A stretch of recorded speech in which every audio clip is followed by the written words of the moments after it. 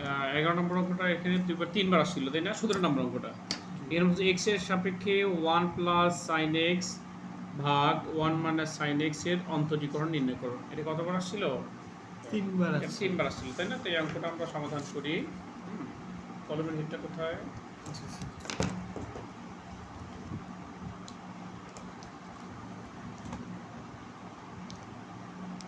যাকে অন্তরীকরণ বের করতে বলা হয়েছে সেই রাশিটাকে আমরা মনে মনে কি ধরবো? x y স্যার x থাকলে y আর y থাকলে y থাকলে, তাহলে আমরা লিখবো যে ধরি y সমান সমান কি ছিল? 1 প্লাস সাইন এক্স ভাগ 1 মাইনাস সাইন এক্স। দেখো এই অধ্যায় পাঠতে গেলে আগে সূত্রগুলো পড়তে হবে, তোমাদের সূত্রগুলো তো শেখাইছি আমি। উভয় পক্ষে আমরা অন্তরীকরণ করি, অর্থাৎ ডি বাই ডিএক্স, উভয় পক্ষে আমরা ডিডিএক্স নিলে কি হবে? দেখো 1 প্লাস সাইন এক্স ভাগ 1 মাইনাস সাইন এক্স। তাহলে এখানে দেখো এটাকে ইউ ধরে এটাকে ভি, ডিডিএক্স ইউ ভাগ ভি। এর সূত্রটা কি হবে? প্রথমে হবে ভি, হবে কি হবে? ভি। ভি বলতে আমরা নিচেরটাকে ধরবো, তাহলে ভি তারপরে ডি ডিএক্স এরপর ইউ হয়। ইউ বলতে 1 প্লাস সাইন এক্স, তাই না? তারপরে সূত্র কি? মাইনাস। এইটাকে পুরোটাকে ইউ ধরবো, প্রাইভেটে আসতে হয় রেগুলার। ডি ডিএক্স, যেখানে দিকে তাকাও, ডি ডিএক্স ইউ ভাগ ভি। এমন থাকলে কি হবে? প্রথমেই হবে ভি হবে, তারপর ডি ডিএক্স ইউ হবে, মাইনাস এরপরে কি হবে? ভি, তারপর ডি ডিএক্স কি হবে? ইউ, এবং নিচে হবে ভি স্কয়ার। তো এখানে নিচেরটাকে আমরা ভি ধরেছি, তো সূত্র অনুযায়ী প্রথমে কি হয়? ভি। তাহলে ভি হয়েছে কি না? তারপর ডি ডিএক্স ইউ হয়, ইউ বলতে উপরটা দেখছি সূত্র মাইনাস, তারপর কি হবে? ভি হবে, ভি তো নিচেরটা, তাহলে 1 মাইনাস সাইন এক্স, এরপরে ডি ডিএক্স, এরপরে হবে 1 প্লাস কি? সাইন এক্স, ইউ হবে না? ইউ না ইউ, এরপর কি হবে? সরি, এটা হবে ইউ, এটা হবে কি? ভি। হ্যাঁ, অর্থাৎ ইউ হবে নাকি? ডিডিএক্স এরপর ভি হবে। ভি বলতে কি বোঝানো হয়েছে? 1 মাইনাস সাইন এক্স, তাই না? আচ্ছা, এবার নিচে কি হয়? V square. ভি বলতে তো 1 মাইনাস সাইন এক্স এখানে হয়েছে। এটা কি বোঝা গেল? আচ্ছা, তাহলে এখানে দেখো নিচে যা আছে তাই থাকবে। নিচে ছিল 1 minus sine x whole square, এটা থাকলো। আচ্ছা, আবার দেখো 1 মাইনাস সাইন এক্স থাকলো। তো 1 কে অন্তরীকরণ করলে তো 0 হয়, কিন্তু সাইন কে অন্তরীকরণ করলে কি হয়? cos হয়। তাহলে ddx sin x করলে cos x হয়, এটা শেখাইছিলাম। সূত্র করলে পড়তে হবে বাবা, না হলে প্রাইভেটে আসি যাচ্ছে, এটা হবে না।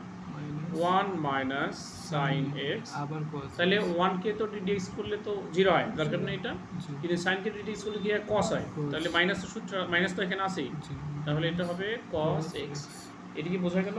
স্যার ব্র্যাকেটের ভিতরে রাখা রাখবে, মাইনাস চিহ্ন থাকলে তাকে ব্র্যাকেটে রাখতে হবে। এরপরে আমরা এখানে যা আছে তাই 1 মাইনাস সাইন এক্স, এটা যা আছে তাই হোল স্কয়ার রাখলাম নাকি? আচ্ছা, এখন এই cos দ্বারা সবই কি গুণন অবস্থায় আছে না? হ্যাঁ, তাহলে আমরা cos আর 1 গুণ করলে কি হবে? cos x। cos আর sin গুণ করলে কি হবে? sin x dot cos x।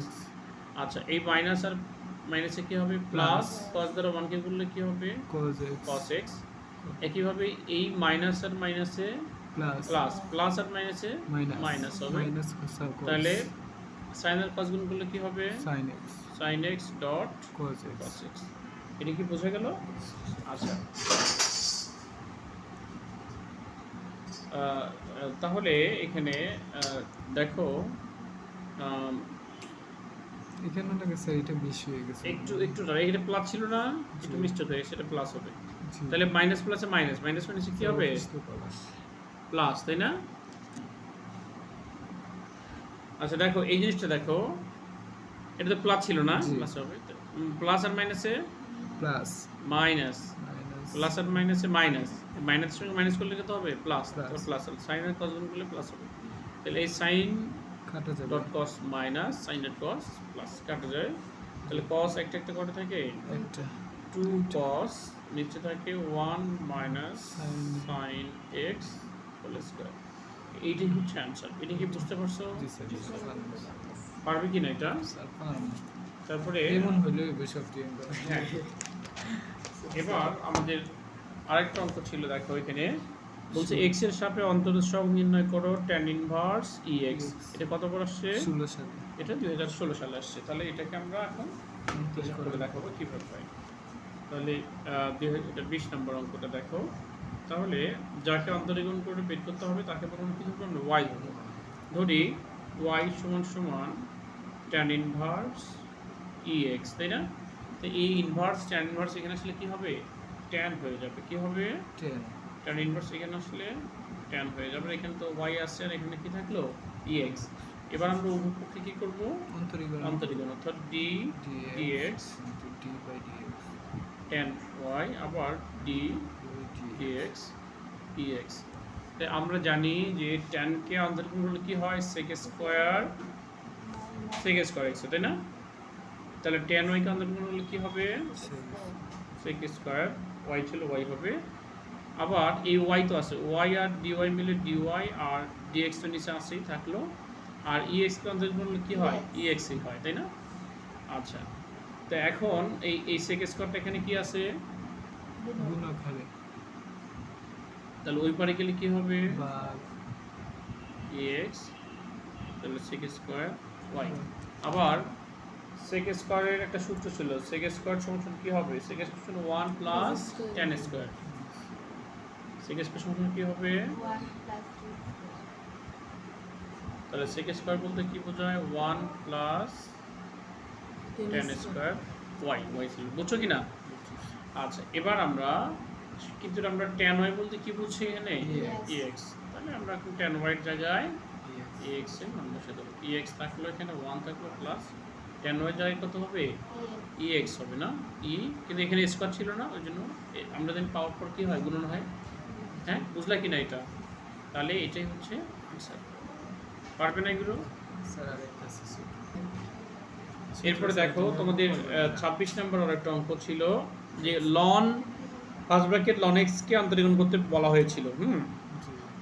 তো যাকে অন্তরীকরণ করতে বলো তাকে ধরি y সমান সমান ln x, তাই না? আচ্ছা, উভয় পক্ষে আমরা d dx করি, তাহলে কি হয়? d dx এখানে সেকেন্ড ব্র্যাকেট দিতে হবে ln, কারণ ফার্স্ট ব্র্যাকেট এখানে অলরেডি ছিল ln x, second bracket close. তাহলে d আর y মিলে কি হবে? dy আর এখানে dx থাকলো। আমরা জানি ln x কে অন্তরীকরণ করলে কি হয়? 1 ভাগ x। কি হয়? 1/x এই পুরোটাকে x ধরে নাকি? জি ln x কে অন্তরীকরণ 1 ভাগ x বলতে কিন্তু এখানে ln x হয়। কিন্তু যাকে x ধরেছে তাকে তো আবার অন্তরীকরণ করা যায়, ওই জন্য ওটাকে আবার d dx ln x। বোঝা গেল কি না এটা? জি স্যার অর্থাৎ আমি এটা ln, এটাকে x ধরেছি নাকি? জি তাহলে ln x কে অন্তরীকরণ করলে কি হয়? 1 ভাগ x বলতে এটা। কিন্তু যাকে x ধরেছে তাকে যদি অন্তরীকরণ করে তাকে আবার অন্তরীকরণ করতে হবে নাকি? ওই জন্য d dx ln x হবে, বা dy dx সমান সমান 1 ভাগ ln x। আবার এই যে ln x বলতে x নাকি? তো ln x কে অন্তরীকরণ করলে কি হয়? 1 ভাগ x হয়। সূত্রগুলো যদি পড়ে রাখো তাহলে তোমাদের কাছে খুব সহজ মনে হবে অঙ্কগুলো। আর সূত্র যদি না পড়ো তাহলে অঙ্কগুলো অনেক কঠিন মনে হবে। সেক্ষেত্রে তোমাদের কাছে অঙ্কগুলো আরো জটিল মনে হবে। 1 গুণ করলে 1, তাই এক্সটা সামনে রাখিয়ে নাকি, তারপরে ln x, এটাই হচ্ছে আনসার। খুবই সহজ ছোট ছোট অঙ্ক।